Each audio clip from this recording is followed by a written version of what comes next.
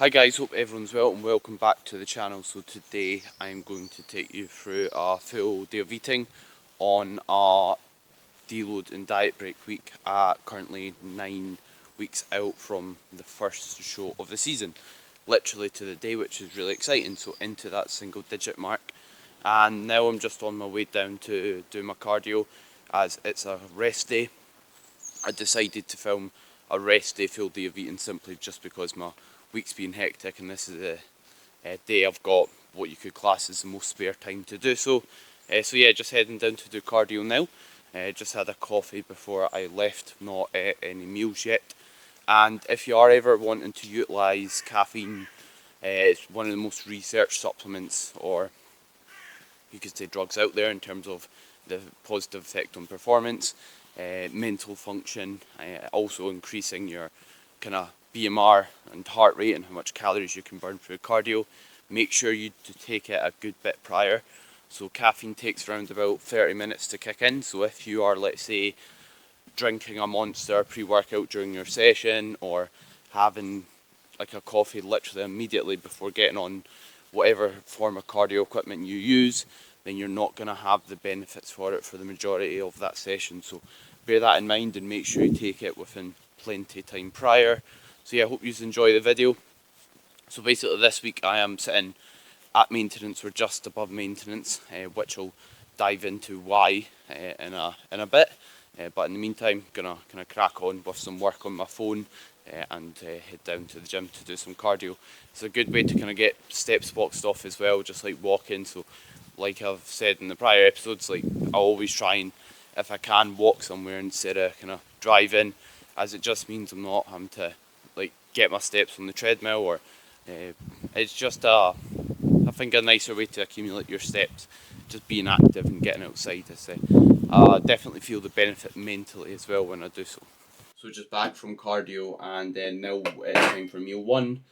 I don't like, obviously when you're dieting you can delay like when you get your first meal in. I don't like doing that excessively, however, just because when we think about it, we've not consumed protein for quite like a long duration. If we've been asleep all night, if I'm doing a lot of activity, you want to kind of preserve kind of muscle tissue. So having like a protein feeding early in the day can be a good idea to do so.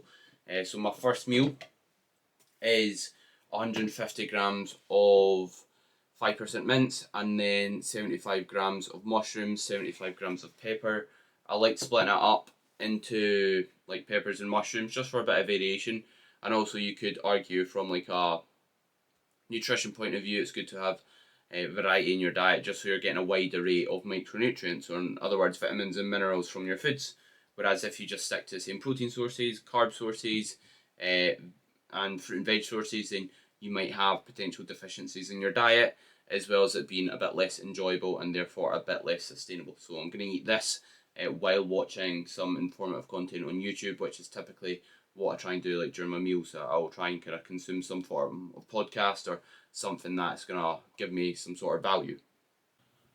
So that's me just wrapped up another 3 personal training sessions, and I'm now back for meal number 2, which is the usual kind of meal 2, but addition of 100 grams of basmati rice, weighed raw.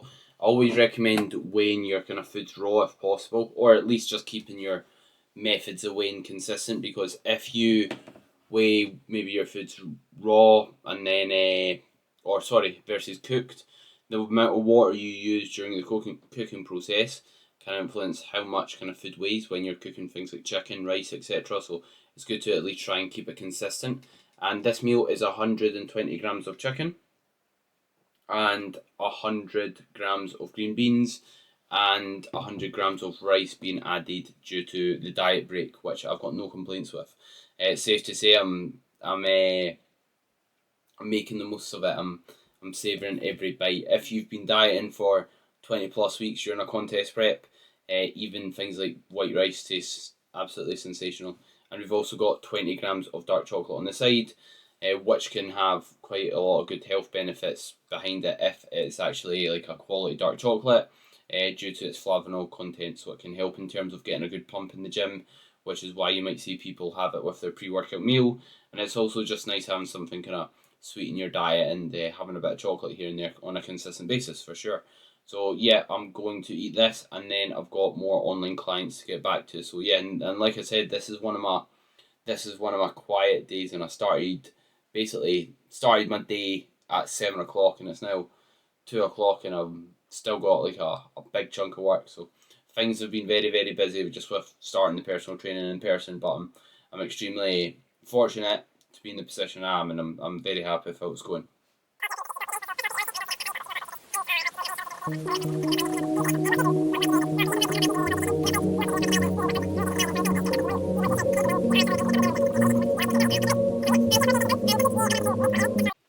So sorry if it's not been the most exciting video so far in terms of what I'm documenting, but I've not got a lot going on today in terms of doing anything exciting. But I'm now eating meal number 3, which is 125 grams of cream of rice.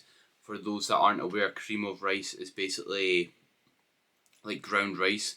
So just think about rice in a powdered form, just like powdered oats. And the good thing about cream of rice is you can change the volume of it depending on what phase you're in. For example, I could add a lot of water to this when I'm dieting to help me be a bit fuller and keep kind of microwaving it, stirring it to kind of give me more actual food volume.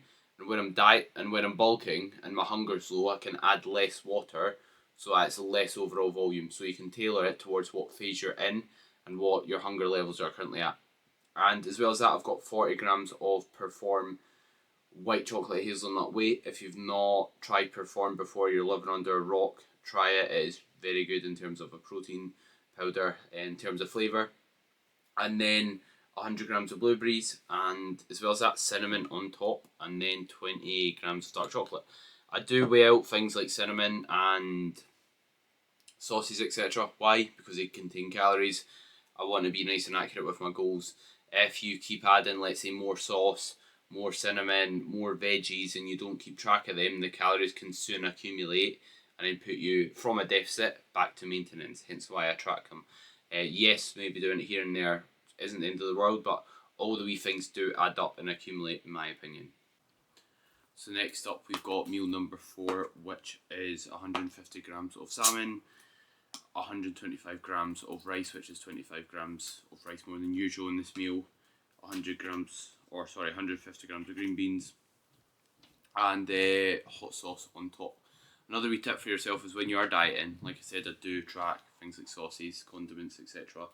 I'd also recommend like trying to aim for like low calorie condiments. Like if you're on a dieting phase, you're consuming 2,000 calories and you're getting 100 of that from mayonnaise, you're probably not doing yourself much good in terms of hunger management. So I'd recommend trying to keep it as a minimum. And my go-to is kind of like the chips. You can get like chip shop style brown sauce, which I have, and then hot sauces are typically ones I go for. And you can also get your like low calorie sauce options or online. So yeah, use your calories wisely and typically pad like your food out, get your protein sources first, have plenty of fruits and veggies, and then have like whole grains and things like that that tend to fill you up, and use your calories wisely.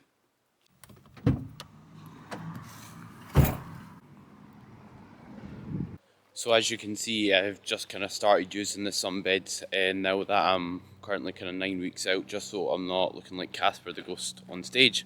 Although obviously I'll have fake tan on like on show day. I just feel like having like a base tan means like if it's not perfect, then I'm not gonna have any kind of big pale spots, etc. Which is kind of my thought process there. And it's nice having a tan. It's not something I do really in the off season or that, as much as I am very pale at the moment, just because obviously it's not the best for your health. So I just kind of do it coming up to the shows. And I just want to touch on why I'm doing a deload and diet break, and why I'm doing it at the same time. So when we train hard consistently over time, we accumulate fatigue. When we are dieting for a long period of time, dropping a lot of body weight, getting lean, we again accumulate diet fatigue. And something important is like managing that fatigue. So to uphold good performance and to be able to manage like or maintain good sleep quality as well. Sorry, I don't know why it's pitch dark here. I've got the sun behind me. Yeah, so to do those two, you want to manage fatigue effectively. Hence why we are deloading and diet breaking. And the reason why I'm doing both of them at the same time is if I am, let's say, deloading from training while still continuing to diet, then I might not be giving myself a sufficient stimulus to hold on to muscle. Also, if I am doing a diet break and not deloading, then I'm accumulating fatigue through training. So it's like if you're still like hammering yourself in the gym, although you're diet breaking, you're not dropping that much fatigue, and same applies. So it makes sense doing both at once if you've got sufficient time to do so throughout a contest prep. So that's the thought process there. And it's now just kind of after 7. I'm just finishing off my steps for the day, and yeah, that's about it. And then I've got my last meal, which I'll be sure to document. But yeah, not that exciting a kind of day to show you, but that's contest prep. My days are very repetitive and day in day out, to be honest. But there's you know what I mean, value, there's beauty in that. That's kind of what works. That's what gets you results. So yeah, gonna box the rest of the steps off, and I'll catch you when I'm eating my last meal. So now time for meal number 5, which is 150 grams of oats, a hundred, or sorry, not 100 grams, 40 grams of whey. This time I've got jammy biscuit flavored Perform, which is quite nice. It's not quite as good as white chocolate hazelnut, and it gets kind of boring quick, really. But yeah, it's not bad for sure.